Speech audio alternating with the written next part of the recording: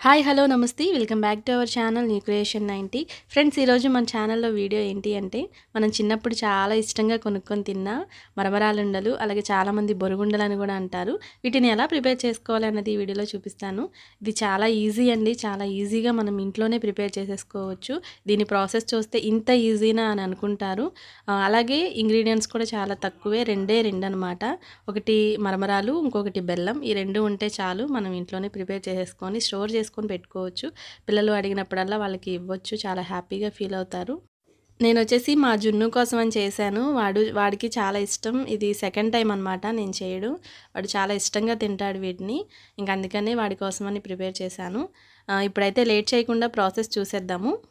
ముందుగా మనకి కావాల్సింది బెల్లం అండి. నేను ఈ కప్పుతో ఒక కప్పును బెల్లం తీసుకుంటున్నాను. తర్వాత ఒక ప్యాన్ పెట్టుకొని ఆ బెల్లం దీంట్లోకి వేసేసుకోవాలి. తర్వాత టీ గ్లాస్తో వాటర్ని పైన వేసుకోవాలి. ఈ బెల్లం అంతా కూడా చక్కగా కరిగేంత వరకు మనం తిప్పుతూ ఉండాలి, చక్కగా మిక్స్ చేసుకుంటూ ఉండాలి. మొత్తం అంతా కూడా చక్కగా కరిగిపోవాలి బెల్లం అంతా. ఈ విధంగా మధ్య మధ్యలో నేను చూపిస్తూ ఉన్నాను. ఇంకా కరగాలండి బెల్లం అనేది. మేము వచ్చేసి ముక్కలు ముక్కలుగా వేసేసాము.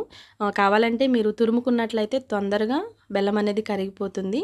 మీడియం ఫ్లేమ్లో పెట్టుకొని మాత్రమే ఈ బెల్లం మొత్తం మనం మిక్స్ చేసుకుంటూ ఉండాలి. ఈ పాకం అనేది ముదురు పాకంలా అవ్వాలండి.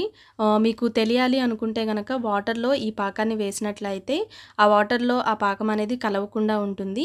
అప్పుడు మనకి ఈ పాకం రెడీ అయిందని అర్థమవుతుంది.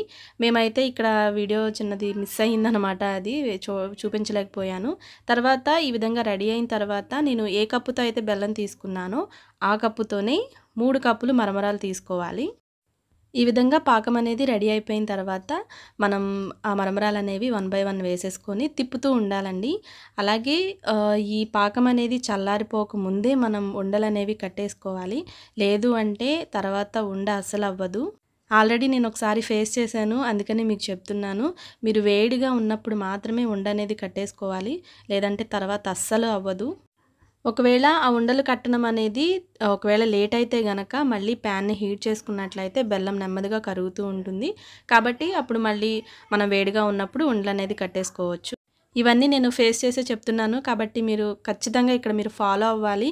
లేదంటే మనకి మరమరాలు ఉండలు అనేవి సరిగ్గా రావు. ఇక్కడ చూసారా, మెత్తగా ఉన్నప్పుడు మాత్రమే ఉండ అవుతుంది, గట్టిగా అయితే పొడి పొడిలాడిపోతూ పోతుంది.